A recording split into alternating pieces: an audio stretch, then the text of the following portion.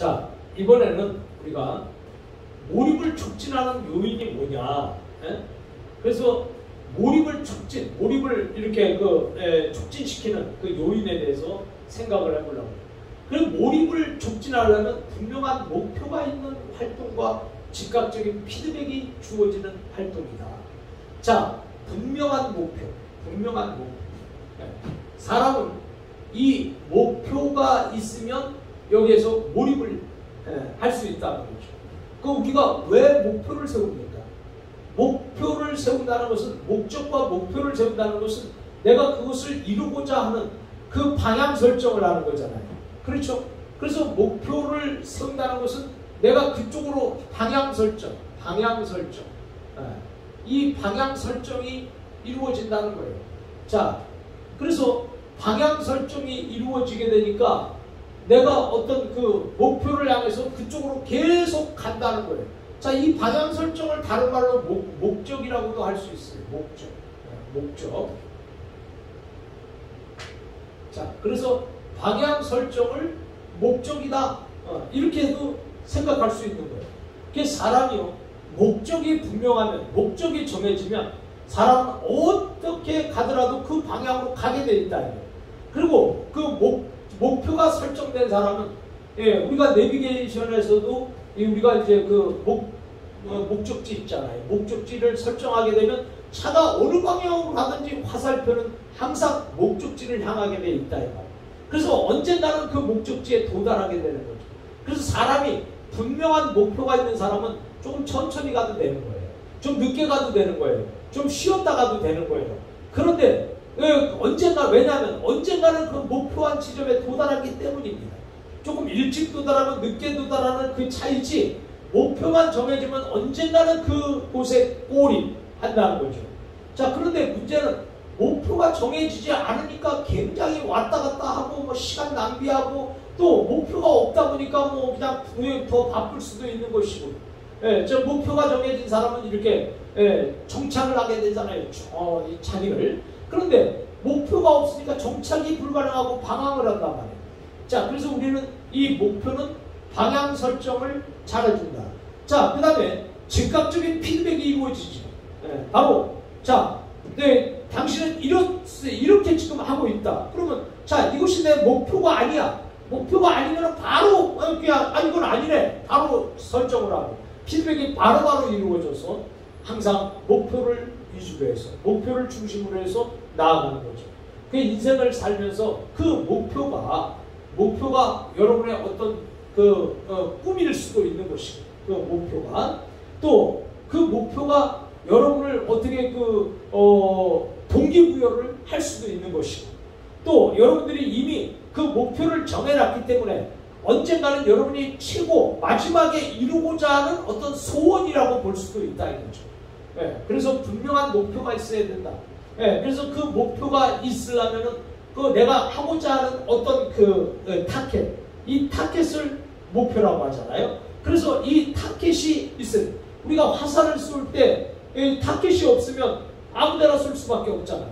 그러나 타켓이 있어야 내가 정조준에서 정 가운데를 향해서 화살 시위를 당길 수 있는 거잖아요. 그래서 목표도 그냥 흐리한 목표가 아니라, 되면 좋지가 아니라, 돼도 그만이고 안 돼도 그만은 목표라고 볼 수가 없어요.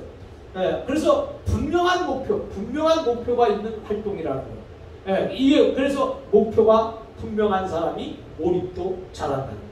그래서 몰입을 위해서는 목표를 정하라고 해요. 그 목표를 확실하고 분명하고 선명하게 정한 사람은 그걸 반드시 이루어낸다 이 말이에요. 그래서 몰입의 기적이 있다고 그랬잖아요. 이것처럼.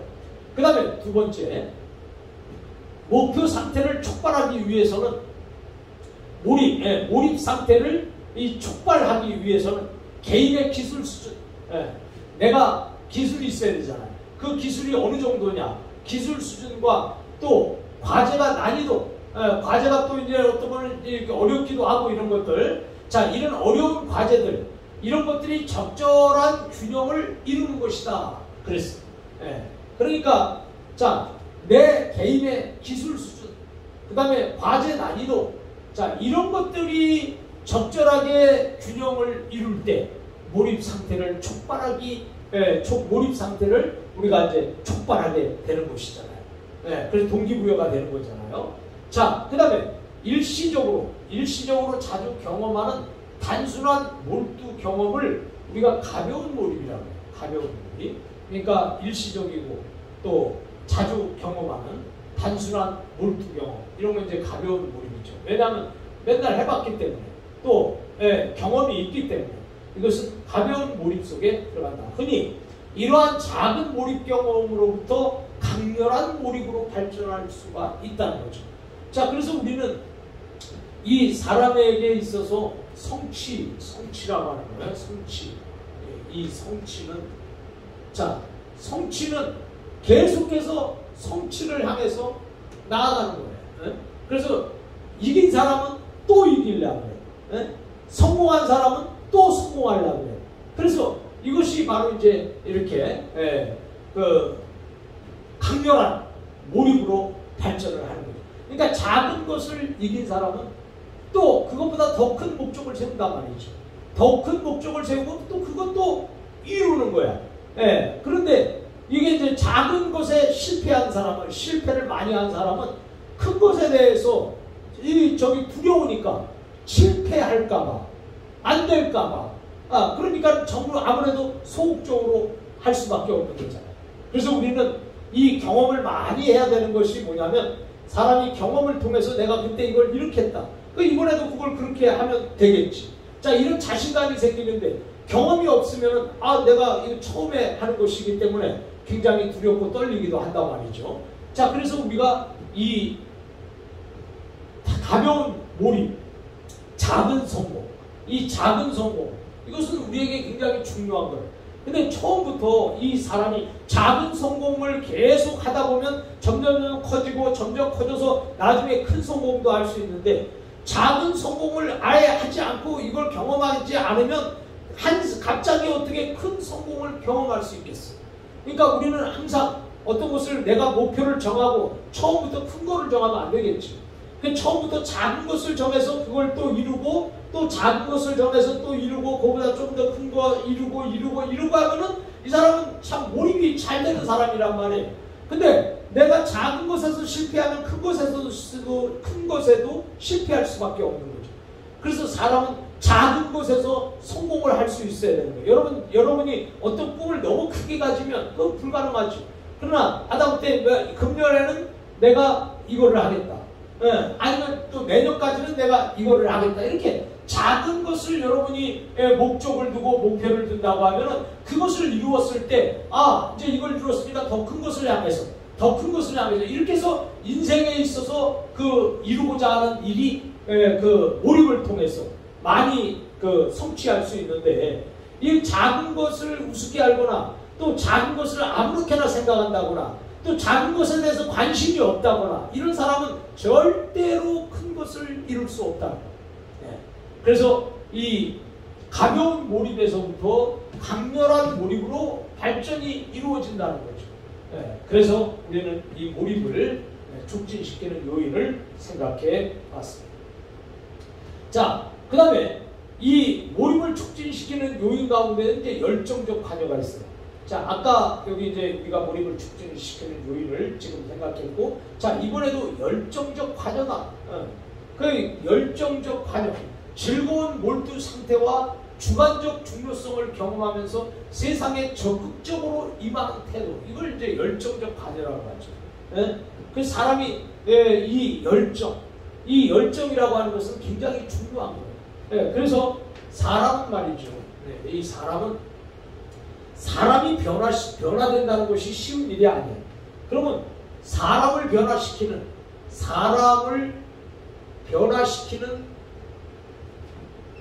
요소가 3대 요소가 있다. 자, 첫 번째는 사람을 변화시키려면 우리가 말로 너 사람 되라 그런다고 해서 사람이 되는 게 아니에요. 사람을 변화시키려면 이 첫째 그 사람 속에 의미를 주는데, 의미를 집어넣어 주는 거예요. 그래서 의미가 뭐냐, 왜 사는지, 내가 누군지, 내가 무엇을 해야 하는지, 나의 사명이 무엇인지, 내가 무엇으로 살아야 되는지, 자, 이런 것들을 이제 집어넣어 준단 말이에요. 예, 그래서 나는 누구인가? 나는 왜 사는가? 내 인생에 있어서 가장 중요한 것이 무엇인가? 내가 이루고자 하는 목표가 무엇인가? 자, 이런 것이 의미란 말이죠. 그래서 사람을 변화시킬 때는 의미를 집어넣어줘라. 그 다음에 두 번째는 가치를 집어넣어주는 거예요. 가치라고 하는 것은 값어치. 예, 약지 또 이게 이제 말을 추소시키면 값. 그래서 내가 얼마나 귀한 사람이라는 거. 내가 얼마나 귀한 사람을 변화시킬 때 그 사람이 얼마나 귀한 사람이라는 것을 값을 정해주는 거예요. 값을. 예, 그래서 너는 이렇게 중요한 사람이야. 이렇게 귀한 사람이야. 또 이렇게 너는 위대한 사람이다. 그런데 네가 여기서 그냥 이대로 헤맬 수 있냐? 네가 여기서 포기할 수 있냐? 네가 여기서 머뭇거릴 수 있냐? 아니면 네가 여기서 방황할 수 있냐? 이렇게 위대한 너인데. 자, 그래서 그 사람에게 값을 정해주는 거다. 예, 값을 가질 수 있도록. 아, 내가 위대한 사람이야? 나 그게 보통 사람이 아니구나. 나는 대단한 사람이네. 자, 이렇게 해서 자존감을 심어줄 뿐만이 아니라 내 값을 높여주는 거죠. 가치를 자꾸만 높여주면 이 가치, 이걸 높여주는 거예요. 그러면 사람이 그래, 내가 이런 사람이 아무렇게나 인생을 살면 안 되지. 자, 이렇게 해서 가치를 심어주는 거죠. 그러면 사람이 변화되는 것이다. 자, 그 다음에 세 번째는 말이에요. 세 번째는 의미를 집어넣었어. 또 그 사람 속에 가치를 집어넣었어. 그 다음에 여기 세 번째는 온도를 집어넣으면 되는 거예요. 온도. 자, 이 온도가 이게 뭐예요? 온도가 열정이에요. 열정. 네? 그래서 이 사람을 변화시키려면 그 사람 속에 열정을 집어넣으세요. 온도를 집어넣으세요. 그 사람에게 이 온도를 집어넣으면 그 사람이 그게 뜨겁잖아요. 뜨거운 열정이 생기잖아요. 그 열정은 이루지 못할 것이 하나도 없다. 예. 그래서 우리는 이 사람 속에는 이 열정, 이 불을 상징하는 이 열정이 그 사람 속에 있게 되면 이 세 가지를 갖다가 그 사람한테가 계속 주입을 시키면 이 사람은 변화가 되지 않을 수가 없습니다. 그래서 사람을 여러분들이 채찍으로 변화시키는 게 아니에요. 또 사람을 변화시킬 때 무슨 말로다가 설득하는 것도 아닙니다. 사람을 변화시킬 때는 반드시 이 세 가지를 심어주면 사람이 변화가 된다. 네. 자, 그래서 우리가 이 열정적 관여라고 하는 것은 뭡니까? 내가 즐거운 몰두 상태와 또 주관적 중요성을 경험하면서 세상에서 아주 적극적으로 내가 임하는 그러한 태도, 이것을 우리가 열정적 관여다 이렇게 말해요. 자, 그래서 열정적 관여에서는 자신의 대상과의 강렬한 연결감을 느끼는 거예요. 예, 자신과 대상, 내가 어떤 목표, 자신과 나의 어떤 대상, 목표, 자, 이거에 대해서 강렬한 연결감, 이 관계, 이 연결감을 느끼고 그 대상과의 관계에 적극적으로 내 모든 심혈을 기울인다 이 말이죠. 전념하게 되는데, 특히 열정적 관여는 직업 만족과 업무 성과를 높이는 데 매우 중요하다. 예, 그래서 사람이 열정이 있는 사람과 열정이 없는 사람은, 열정이 있는 사람은 일을 잘해요. 예, 근데 열정이 없는 사람은 일에 소극적이에요. 성과도 없어, 능률도 없어, 효율성과 효과성이 떨어져. 그러나 열정을 가진 사람은요, 효율성과 효과성이 있을 뿐만이 아니라 또 강렬하게 몰입도 할 뿐만이 아니라 더 나아가서 성과를 엄청나게 자기 이상의 기적과 같은 그런 업무 성과도 만들 수 있다는 것입니다. 자, 우리 이제 이번 시간의 마지막으로 직업적 성취의 성격 강점에 대해서 우리가 살펴보겠어요. 자, 성격은 이제 직업적 성취에 영향을 미치는 거죠. 성격은 직업적 성취에 영향을 준다. 그리고 성격은 직업 활동을 위한 성취 동기를 비롯한 업무 스타일, 열정, 노력, 끈기, 추진력, 리더십. 자, 이것에 영향을 미칠 뿐만이 아니라 직장 동료와의 인간관계에서도 강력한 영향을 미친다. 그래서 이 성격에 따라서 이 성격에 의해서 이 동료와의 인간관계, 또 성격에 따라서 자기 일하는 스타일, 그 다음에 성격에 따라서 어떤 것에 대해서 집중하고 강렬하게 이루고자 하는 영향을 미치는 이런 것들. 자, 그리고 강력한 리더십. 강력한 리더십과 사회 진흥과 협동적 관계 형성 역량 등은 직업적 성취를 촉진하는 성격적 요인이다. 이렇게 나왔어요. 자, 그래서 우리는 강력한 리더십, 사회에 대한 인지, 지능, 그 다음에 협동적 관계 형성, 이게 이제 상호, 우호적인 거, 관계 형성, 이런 역량, 자, 이런 것들이 직업적 성취를 촉진하는 성격 요인으로 등장을 하고 있습니다. 자, 우리는 직업적 성취의 성격 강점에서 중요한 것이 끈기예요. 끈기. 목표의 성취를 이루기 위해서 지속적인 노력을 기울이는 심리적 특성을 뜻하는 거죠. 그래서 끝까지, 끈기라고 하는 것은 끝까지 포기하지 아니하고 그것이 목표가 달성할 때까지 계속해서 진행을 하는 것. 그 정신, 그것을 이제 우리가 끈기라고 말을 해요. 그 다음에 이제 두 번째, 신중성이 있어요. 신중성이라고 하는 것은 선택을 조심스럽게 하는 거죠. 그래서 조심스럽게 함으로써 위험에 처하지 않고 나중에 후회할 말이나 행동을 하지 않는 능력이에요. 자, 그래서 사람은 내가 말하는 것도 신중하게 말을 해야 됩니다.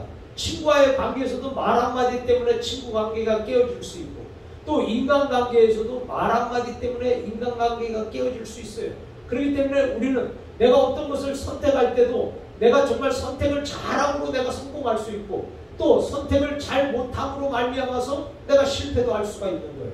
그래서 우리는 어떤 것을 선택할 때, 또 어떤 것을 우리가 일을 할 때, 업무를 할 때 신중성은 굉장히 중요한 것입니다. 즉흥적으로 하려고 하는 사람은 실패가 많지요. 그러나 신중하게 생각을 하는 사람은 실패가 즉흥적으로 하는 사람보다 적게 된다. 또 너무 막 신중해버리면 사람이 또 소극적이 되거든요. 그래서 사람이 어느 정도 우리가 신중성을 가지고 있어야 된다. 그 다음에 세 번째, 활력과 또는 열정이죠. 우리가 열정을 활력이라고 하죠. 활력 또는 열정. 자, 그래서 개인의 능력이 최대한 발휘되도록 돕는 에너지원이 바로 열정과 활력이라고 할 수 있다. 그래서 사람에게는 이 활력이 넘친다. 자, 활력이라고 하는 것은 이 내가 움직이는 이 힘이에요. 움직이는 힘의 또 열정이라고 하는 것은 내가 움직일 수 있는 온도, 열지, 온도, 어떤 감정이죠. 감정. 자, 이런 것들이 활력과 열정이다. 그래서 이것이 개인의 최대한 발휘하도록 돕는 에너지원이 바로 되고 있다는 거예요. 그래서 여러분들은 활력 있는 사람, 또 열정이 있는 사람, 그리고 신중한 사람, 그리고 끈기 있는 사람. 자, 이런 것들이 이제 강점이 된다. 그 다음에 이제 또 네 번째는 리더십이죠. 리더십. 자, 리더십은 집단 활동을 조직화하고 그러한 활동이 진행되는 것을 파악하고 관리함으로써 집단을 이끌어가는 능력입니다. 그래서 우리가 어떤 집단을 해놓으면, 집단을 구성해 놓으면 그 집단을 끌고 갈 수 있는 리더자를 만들어야 되잖아요. 그래서 리더자는 그 자기의 리더십을 발휘해서 집단을 잘 목표로, 그 목적과 목표를 향해서 끝까지 집단을 이끌어갈 수 있어야 되는 거잖아요. 그러한 능력을 우리가 리더십이라고 한다. 그래서 사회복지사는 리더십이 있어야 됩니다. 그래서 사회복지사의 능력이 뭐냐? 리더십이에요.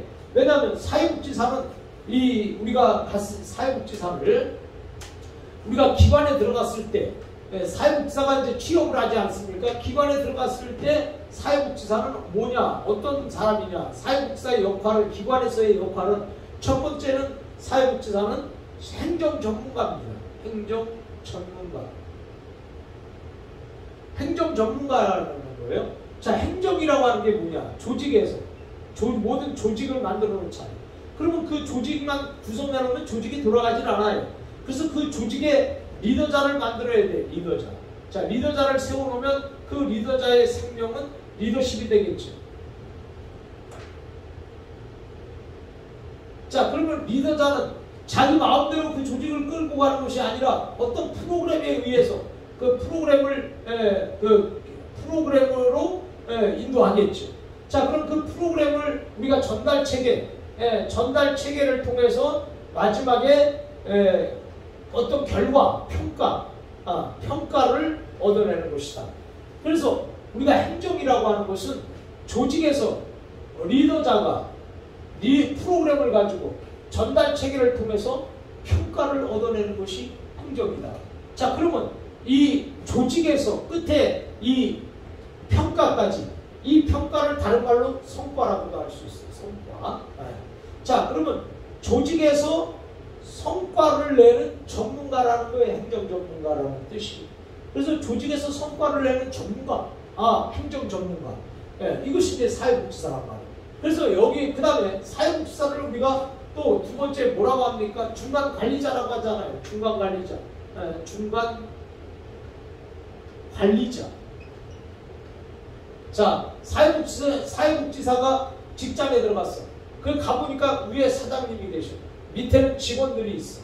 그러니까 사회복지사는 사장님과 직원 중간에서 사장도 리더를 해야 될 것이고 직원도 리더를 해야 될 것이고, 그래서 관리를 하기 위해서는 리더가 있어야 되잖아요. 리더십이 있어야 되잖아요. 그래서 중간 관리자다. 그래서 여기 사회복지사가 직장에 딱 들어가니까 위에 사장님이 계십니다. 또 밑에는 직원이 있습니다. 그래서 이 사장님도 리더를 하고 직원도 리더를 할 수 있어야 된다 이거예요. 그래서 중간 관리자라 이렇게 말하죠. 그 다음에 사회복지사를 우리가 또 다른 말로 세 번째는 뭐예요? 지역사회 리더자예요. 지역사회 리더자. 자, 그래서 사회복지사를 우리가 지역사회 리더자라고 이렇게 말해요. 그러면 지역사회 리더자다. 왜? 어디서 지역사회 리더자라고 합니까? 지역사회복지론에서 사회복지사는 지역사회 리더자라고 말하고 있어요. 그래서 사회복지사가 지역사회를 이끌어가고 그 지역사회를 리더하고 그 사람을 변화시키고 더 나아가서 지역을 변화시키는 그 역할을 하는 사람이 사회복지사다. 자, 그래서 여기 보면 자, 행정 전문가라고 할 때에서 기관에 들어가서 성과를 내기 위해서도 리더십이 필요해요. 또 그 다음에 중간 관리자로서도 우리가 위에 사장님과 밑에 직원들을 이렇게 관리해야 되니까 거기도 리더십이 필요해요. 그 다음에 지역사회 리더자로서도 지역사회를 이끌어가야 되니까 거기에 리더십이 필요하다. 자, 그래서 결국은 리더십이 다 있어야 돼요. 이게 다 리더십이에요. 그래서 우리는 어떤 리더십은 꼭 사회복지사에게 반드시 있어야 되겠죠. 그래서 사회복지사의 능력하면 바로 리더십이 사회복지사의 능력이다. 자, 그럼 모든 사람은 다 리더십이 있어야 돼요.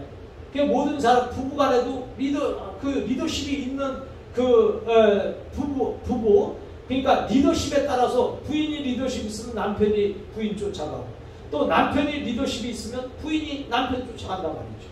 그래서 두 사람 이상이 있으면 리더십이 필요한 거예요. 자, 이런 것들이 이제 그 다음에 스톡딜은 독립성, 자기 주장성, 그 다음에 판단력, 활력, 자신감 등 30여 개의 개인적 특질이 리더의 자질과 관련이 된다고 주장을 하는 사람이에요. 자, 그 다음에 로크등은 리더의 자질과 관련된 특질을 인지적 능력, 업무 관련 지식, 그 다음에 정직성과 성실성, 강한 욕구, 자신감, 리더십 동기를 들고 있습니다.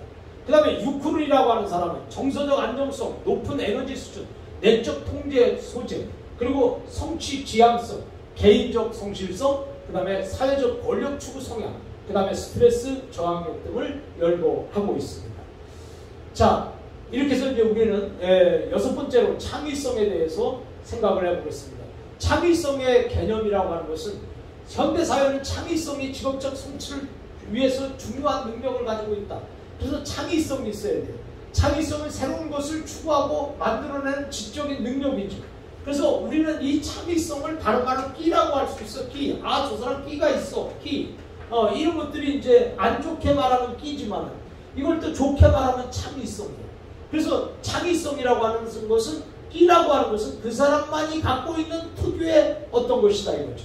자, 그래서 우리는 창의성은 새로운 것을 추구하고 만들어내는 지적인 능력이다. 주어진 익숙한 것에 만족하고 그 다음에 답습하지 않고 항상 새로움을 추구하는 것이 특성이죠.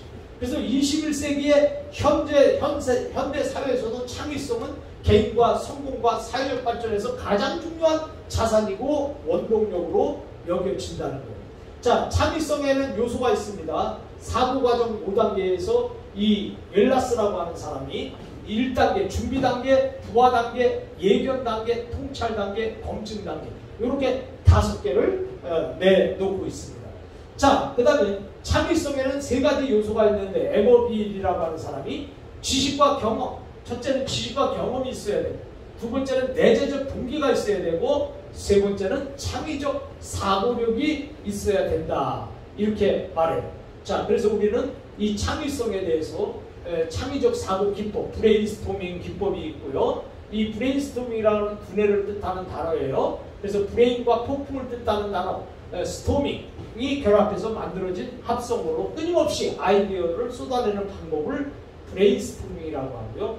그 다음에 PMI 기법, 이것은 특정한 문제의 좋은 점과 나쁜 점을 각각 기록해서 문제 해결자 나름의 판단으로 이익이 되는 점을 찾는 기법이에요. 그 다음에 세 번째는 스캐퍼 기법이라는 거예요. 그래서 이건 체크리스틱 창의적 사고 기법이고요. 자, 이렇게 해서 우리는 창의성을 생각해 보았습니다.